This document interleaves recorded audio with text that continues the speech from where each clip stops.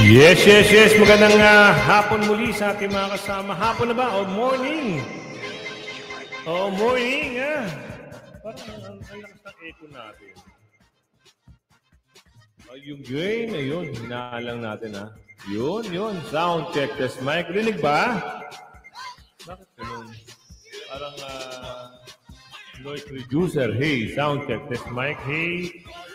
Hey, sound check. Yun.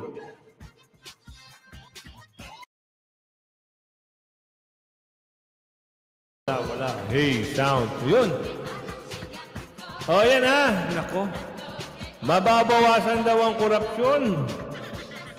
Totoo ba yan? Anak ng bugi naman, oh. Totoo kaya ito mga pinagsasabi nila. So, ito yung mga balita ngayon. Parang ang lakas ng echo. Echo cancellation. Totoo ba to? Paano kaya to? Sidechain own. Ayun, sidechain, RGB. Bawasan natin yung echo. Yan, narinig nyo na? Hey, sound. O, yan, okay na. So, ngayon, eto na. Nababawasan daw ang korupsyon at mababawasan dahil sa pagbaba ng halaga ng materyales. Ang alin? Pinagluloko nyo na naman kami. Anong materyales na naman? Baka naman kukupitin nyo. Huwag nyo na kami paandaran ako. So naman tayo. At dismissal order ni reversal, dokumento ng reversal ng dismissal order ni Senador Villanueva, inilabas. Oo, no ombudsman ako. At ito, air asset ni ex-representative Saldico, maaari pa rin makumpiska. Di kumpiskahin nyo na mas mabuti. Para wala nang pag-usapan, wala nang madurobo. At yung pagkumpiska, ibenta nyo, at mangyari, ibigay nyo sa taong bayan, ibalik sa taong bayan. Tama, di ba? Parang may echo ba? Parang yung echo natin, tingnan natin yung audio natin. Mic reducer noise, echo cancellation. O, yun naman pala. O, simulan natin dito. Ano yung mga air asset ni Saldico, dapat ba talagang kumpiskahin? Kumpiskahin nyo. Para naman makita ng taong bayan na kumikilos kayo. At pag halimbawa na kumpiska nyo, pwede ba ibenta nyo at bigay nyo sa taong bayan, ibalik nyo sa taong bayan? Para naman mas maganda sa mas maganda, magaling sa magaling at meron kayong nagawa. Actually, pag may order na for feature, pupuntahan po ng CAAP yan, ng mga inspector natin, at i-arrange natin ang lipad pabalik sa Pilipinas. Escorted ng mga CAAP flight inspectors. Mahigpit pa ring binabantayan ng Civil Aviation Authority of the Philippines o CAAP ang lahat ng air assets ni Rizal Ako Bicol Party List Representative Zaldico. Ayon kay CAAP Director General, Retired Lieutenant General Raul Del Rosario, ito ay kahit nasa ibang bansa na ang tatlo sa air assets ng dating kongresista. Paliwanag ni DG Del Rosario, maaari pa rin kumpiskahin ng CAAP ang mga ito. Oras na magkaroon na ng forfeiture order. Nakahold na rin ang deregistration ng mga ito, kaya hindi rin ito maaaring mabenta kahit ito ay nasa ibang bansa. Hindi na mabebenta o hindi ibebenta. Mas maganda nga, kung sino magbebenta, i-freeze. Pero pagka gobyerno magbenta, ibalik sa taong bayan, yan lang hiling. Kasi magkano ba halaga niyang air asset na yan? Palagay natin bilyon, Kung bilyon man yan, ibigay nyo doon sa malasakit, ibigay nyo sa hospital, ibigay nyo sa DepEd, at huwag nyo nang pakilusin o huwag nyo nang bigyan ng pondo ng DPWH na yan. Puro pandodorobo lang na kahantungan. Abutin yan. Wala nang mangyayari dyan Kung sino man umupo dyan, magkaka-interest. Bakit? Daking pera niyan. Sana lang hiling ng taong bayan, yung air asset na yan, kung makukumpis ka yan, i-auction. Pinadere-register doon sa bansa na kung saan siya unang nirehistro. Alinsunod po yan sa International Civil Aviation Organization na isa lang ang nationality kumbaga ng isang eroplano. Hindi pwedeng dalawa. Bago niya hindi pwedeng dual citizen. Yes, hindi pwedeng mai-register sa ibang bansa hanggang hindi dinede-register dito. sa atin. Kaya hindi rin aalamin din yan ng Civil Aviation Authority ng Malaysia o Singapore, for example, kung na-register na bago i-allow nila na ma-register doon sa mga bansang yon.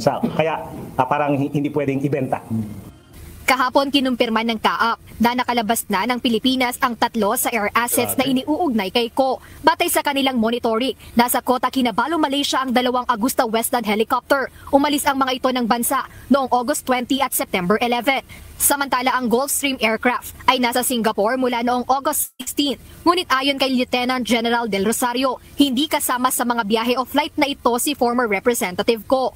Actually, kasama dun sa flight plan, pag nagre-record ng exit clearance, yung passenger manifest. So meron tayong listahan kung sino yung mga kasama doon at wala Ilabas namang nyo. si Saldico doon. Sa 3 aeroplano. Oo, kung sino yung sakay doon, pwede ilabas nyo para malaman din ng taong bayan kung sino yung mga pwedeng kasabwat ba yan, family yan, pwede ba nga sila yung mga nagpapaigot sa taong bayan o kasabwat ba yan sa flood control.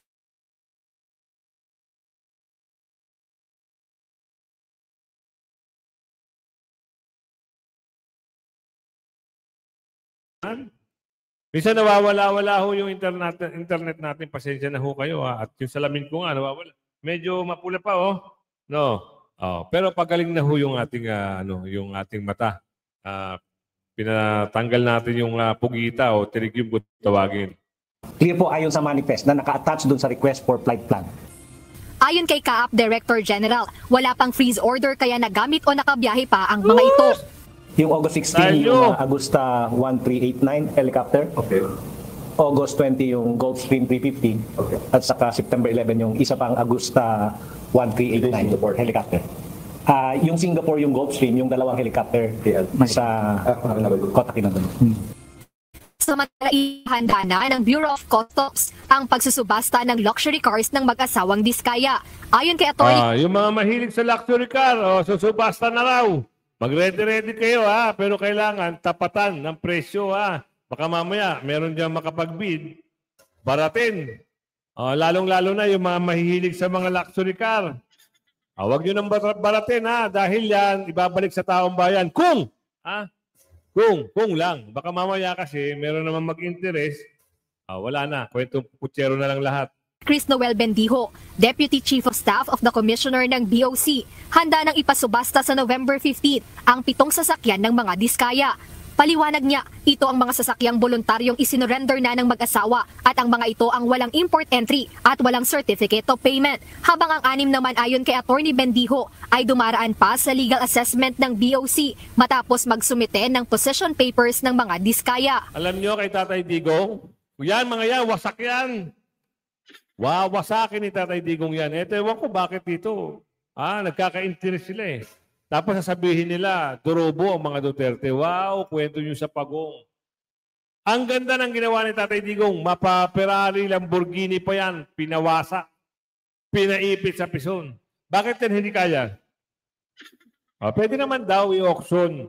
At sana yung pera, ibalik sa taong bayan. Yun lang ang hiling ng ating kababayan, ibalik nyo.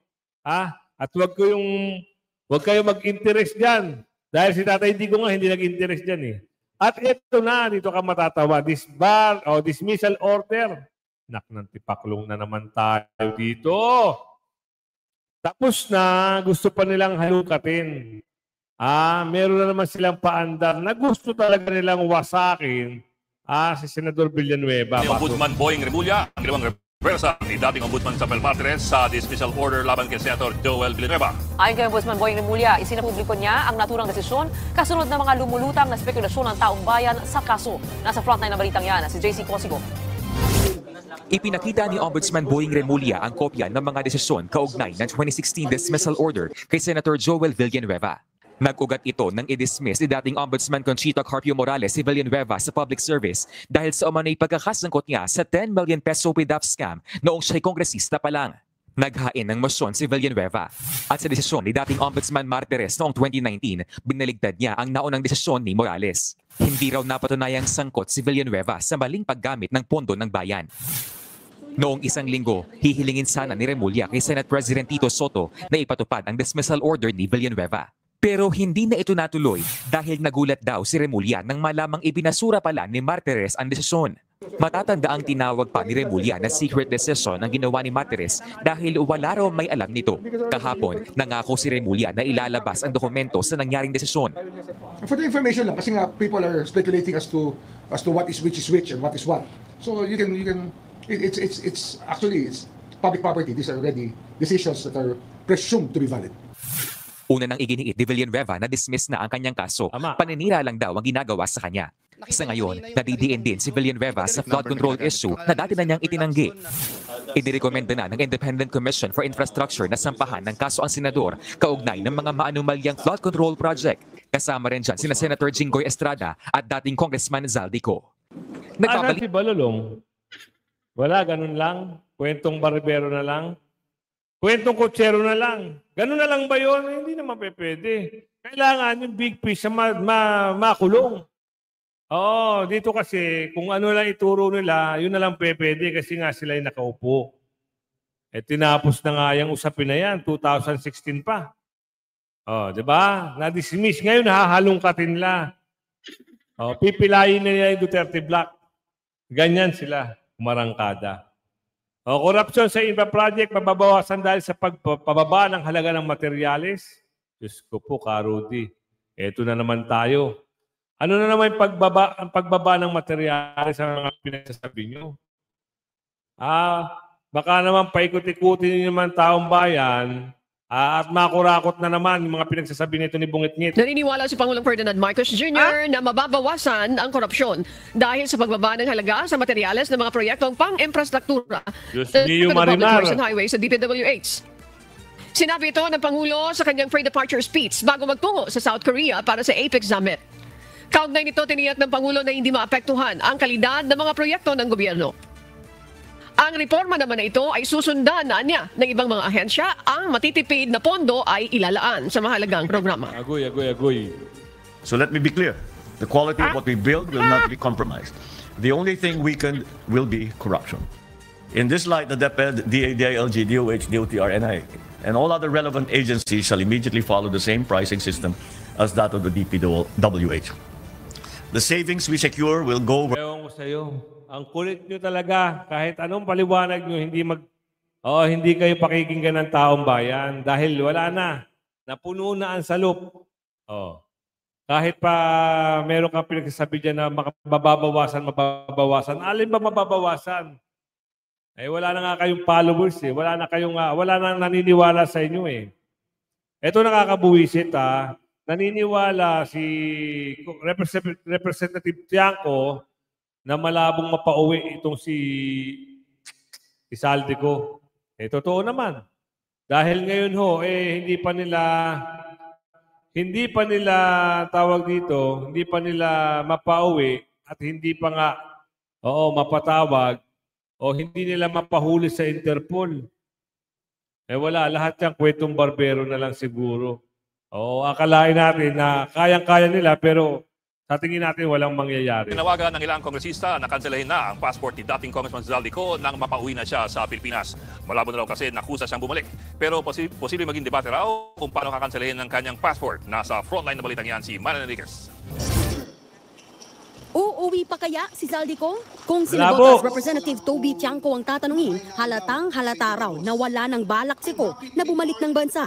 Imbes daw kasi naharapin ang akusasyon sa kanya sa budget insertion at ghost projects, nagbitiw lang si Ko bilang kongresista. Bukod dyan, inilabas na ng Pilipinas ang 3 sa kanyang air assets na kinumpirma ng Civil Aviation Authority of the Philippines o CAAP. Kaya giit ni Tiangco, dapat nang kanselahin ang pasaporte ni Ko nang mapauwi na siya sa Pilipinas. Pero dati nang sinabi ng Department of Foreign Affairs na pwede lang kanselahin ang pasaporte ng isang individual kung may utos ito mula sa korte at tinuturing na siyang pugante.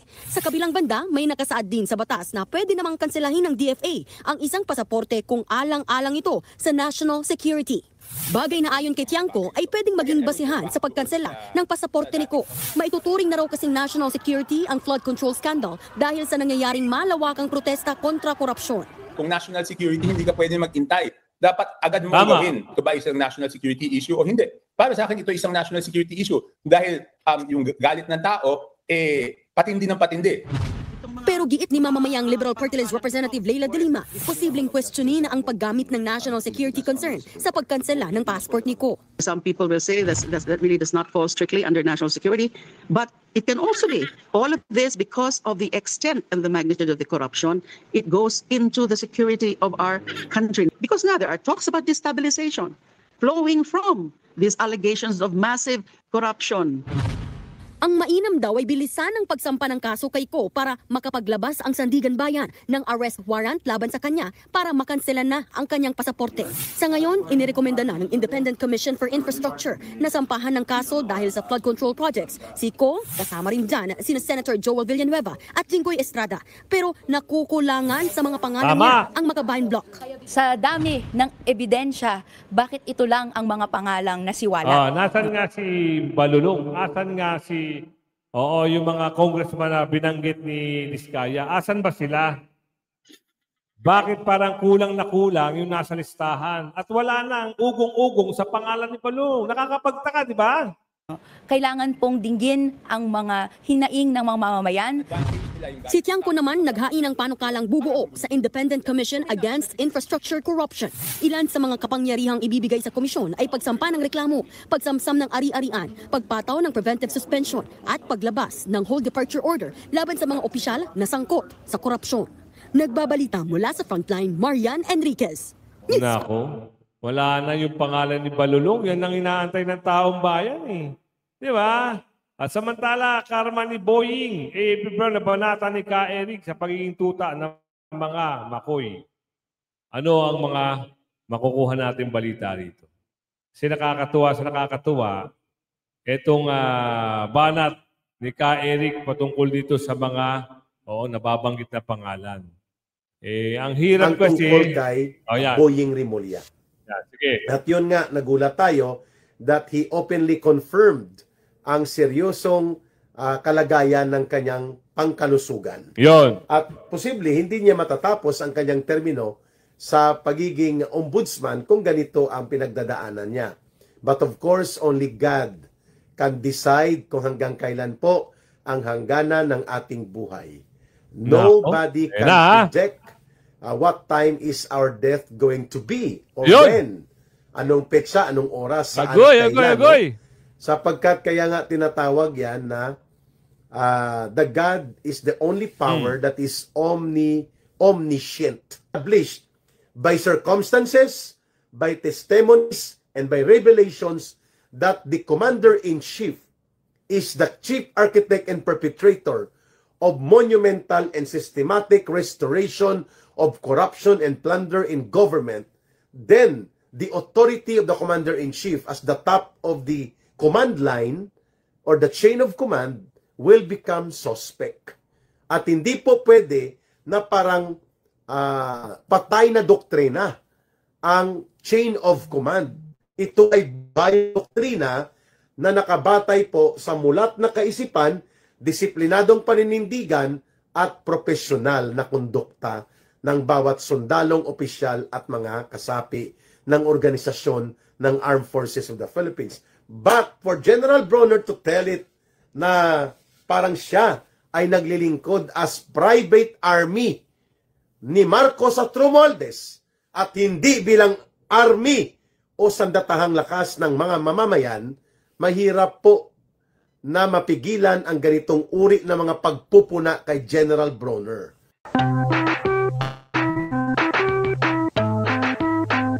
Mga kababayan, kumakalat sa social media. Ito pong pagpapahayag, if indeed, ito po ay nanggaling kay Ombudsman Boying Rimulya na inaamin niya. Accordingly, at ay sa mga social media post at sa mga social media cards na siya ay nagkaroon o may pinagdadaanan na leukemia or isang uri ng sakit na kanser na ang tinatamaan po ay ang white blood cells ng ating katawan. Rowena Basio and Leah Bautista Rios and Charlita Baliling Lim and Emilio Carlet. Ang dami nyo na. Ang leukemia po is a deadly form of cancer. Mabilis po ito kumalat sapagkat ang inuuna nitong atakihin ay ang white blood corpuscles o white blood cells na siya naman po ang pangdepensa ng katawan laban sa infeksyon o mga foreign bodies, mga bakterya. Yan po ang nagbibigay ng natural line of defense, ang white blood cells natin. At yan din po, Rotoni Roslin and Oliver Villanueva, ang inaatake ng leukemia. Sisira niya ito. At kung totoo po ito, tayo po ay tao lamang para hindi tayo makakapagbigay ng pakikipagkaisa na sana po ay gumaling din si Boying Remulla. Nobody would wish. Nako, kung totoo man yan, magbait na ang mama. Oo, kasi alam nyo, bakit?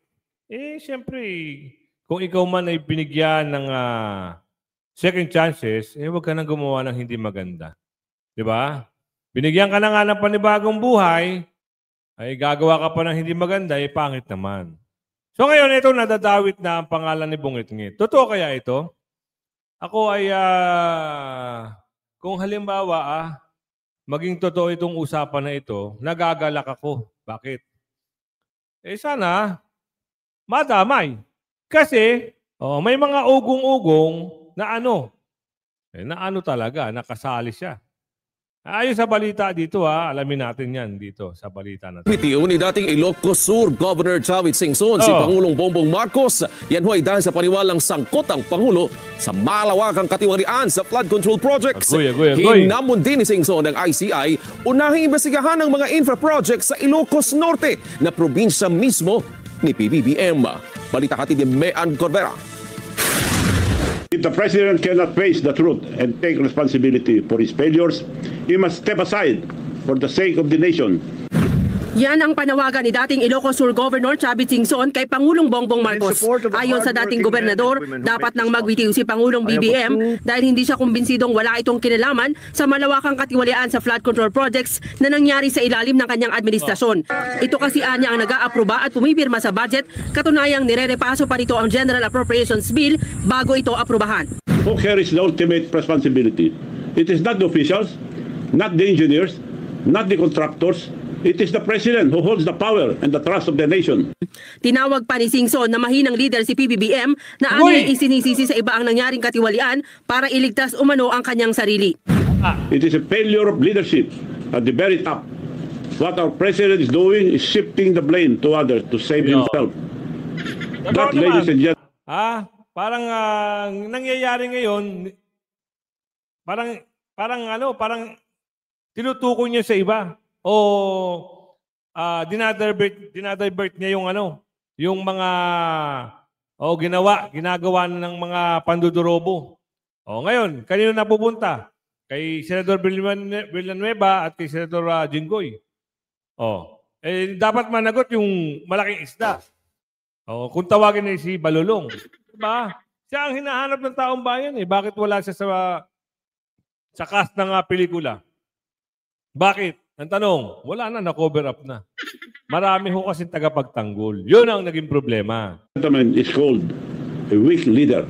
Naniniwala si Singson na ginawa umano ng administrasyon ang well-orchestrated corruption scheme at pinagsamantalahan ang pondo ng bayan para sa kanilang personal na interes habang ang mga kapwa Pilipino naghihirap sa mataas na bilihin at nagtitiis na lumulubog sa tubig baha. Tama. This flood control scandal is the biggest corruption scheme I have witnessed in my entire life, having seen 8 presidents lead this nation. This is an obvious, well-orchestrated scheme created by this administration to exploit the country's national budget for personal gain. Hinamon ng dating gobernador ang Independent Commission on Infrastructure na imbestigahan din ang mga maanumalyang proyekto sa mismong probinsya ng Pangulo sa Ilocos Norte. Marami anyang questionable proyekto sa kanyang probinsya na dapat unahing busisiin ng ICI dahil ang mga kontraktor doon ay mga pamilya Diskaya at mga kumpanyang ang Pangulo mismo ang pumili. Yan ang tama. Unahin ang Ilocos. Kaso nangyayari, parang Davao na naman sila nakatuon. Alam niyo ba yung road to farm? Pinuntahan doon at doon na naman sila naghahanap ng ibubutas sa mga Duterte. Wow! Kwento nyo yun sa unggoy. Para magkaintindihan kayo. Pero yung mga taong bayan naniniwala sa Duterte, malabo kayong paniwalaan. Pinapaandaran nyo na naman ang mga taong bayan. Kunwari, merong anomalya sa Davao. wala kayong makikitang anomalya. Mismong DPWH, isang buong libro, sinupalpal sa inyo. Ngayon, natahimik kayo. Nawala ngayon yung usapin patungkol sa flood control. Ito na naman, road to farm. Farm to road. Farm to road. Ginagawa na nila ng issue talaga mga Duterte. No? Hindi nyo na kayang sirain ang mga Duterte. Wala kayong magagawa dahil malakas ang kulay green kesa sa kulay pula. Totoo yan.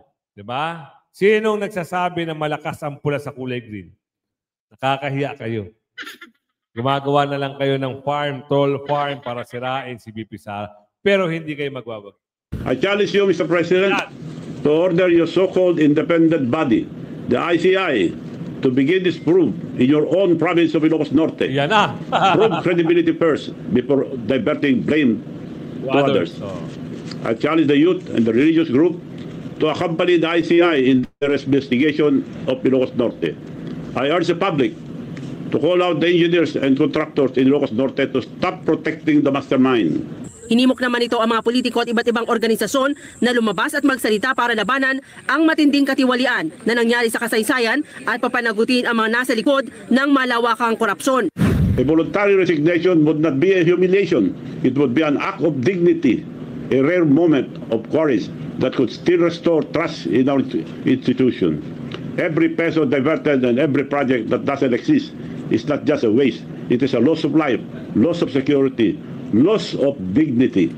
Ang ilan nating kababayan sinusuportahan ang mungkahing resignation ng Pangulo. Nangihinayang raw sila na ipinagkatiwala ang kanilang boto noon kay Pangulong Bongbong Marcos. Siya yung presidente na. Ayan, no? Siguro alam na yung nangyayari. Yung mga korupsyon na nangyayari sa bansa natin. Bumaba na lang siya. Neskam tayo. Kasi na nga, kung talagang wala na, hindi na kaya, resign na. Peking man ang notaryo, totoo pa rin daw yung sinumpang salaysay. O, kita nyo naman, hindi ho peke ang notaryo. Hindi si Gutesa ang nameke. Ang mali lang na nagnotaryo, hindi siya mismong abogado, kung sakasakali man di umano. Kasi hindi niya kasalanan ni Gutesa na ninotaryo na notaryo poste pala yun. Marami kasi niyan, notaryo poste, notaryo bangketa, notaryo gilid-gilid. Pero mali-mali pala yun. Ayon sa batas na ikaw ay magnotaryo at hindi ka harap ang abogado. Hindi kasalanan ni Gutesa na ang nagnotaryo sa kanya ay hindi mismong abogado. Ang kasuhan nyo, abogado. Yun ang tama. Peke man ang notaryo, hindi basta pwedeng isantabi ang sinumpang salaysay ni Orly Gutesa ayon sa DOJ. Samantala, dumadami naman ang mga DPWH official na gusto umanong tumestigo sa flood control scandal. Narito ang agenda report ni Joash Malimban. Sa kabila ng falsified notary ng affidavit ni Senate Witness Orly Gutesa, nilinaw ng Department of Justice na hindi nangangahulugang peke rin ang lahat ng mga detalyeng inilahad niya rito. Ayon kay Prosecutor General Richard Fadulion, totoo man daw ang notaryo o hindi, nananatili pa rin itong salaysay mismo ni Gutesa. But as far as Gutesa is concerned, kung yung sinasabi niya, ito yung salaysay ko, hindi naman magbabago yan kung saan notaryohan o hindi. Di ba? Because the truthfulness or veracity is different from the fact that it is binding as far as he's concerned and insofar as third persons are concerned. Dagdag pa niya, valid ang naging oath-taking ni Gutesa nang magsalita sa Senado bilang isang witness. Doon sa Senado, nung siya nagsalita, siya pinanumpa muna. At yan, he's also bound by the oath that he took when he was in the Senate and when he testified before the Senate Blue Ribbon Committee. Ayon kay Fadulion, hindi pa raw nila nakakausap si Gutesa. Hindi pa rin daw ito nagpapahayag ng kanyang kagustuhan na maipasok sa Witness Protection Program. Pero aniya, isa ito sa mga tinitingnan nilang posibilidad, depende sa magiging evaluation nila, sakaling makipag-ugnayan ito sa ahensya. Matatanda ang hinatulan ng Manila Regional Trial Court na falsified ang notaryo ni Pechi Rose Espera sa sinumpa ang salaysay ni Gutesa. Kasalukuyan itong nasa DOJ para maimbestigahan kung ano ang mga kasong maaaring isampa sa mga sangkot na individual. I think the case that was filed before the RTC was for the benefit of the notary, just to prove that I did not notarize that document. But it does not say that just because I did not notarize it, it means that the things that are stated there are lies. Nilinaw naman ni DOJ spokesperson Polo Martinez na hindi makakasuhan si Senator Rodante Marcoleta kaugnay ng falsified notary sa salaysay ni Gutesa, lalo na't hindi raw siya involved party sa ruling ng RTC. Samantala, sinabi ng DOJ na patuloy pa rin ang pagdami ng DPWH officials na nag-a-apply sa Witness Protection Program. Patuloy din ang evaluation ng DOJ sa lahat ng application. Para sa agenda, Joash Malimban. So mahirap. Naghahanap sila ng witness protection pero sila ang kumamal.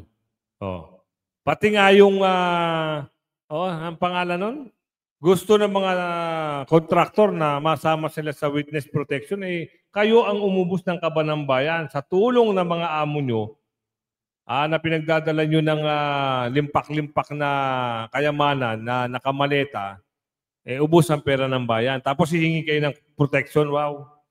Kaya kung umabot kayo sa video natin ito, hanggang sa muli, pakilagay share. Bye-bye.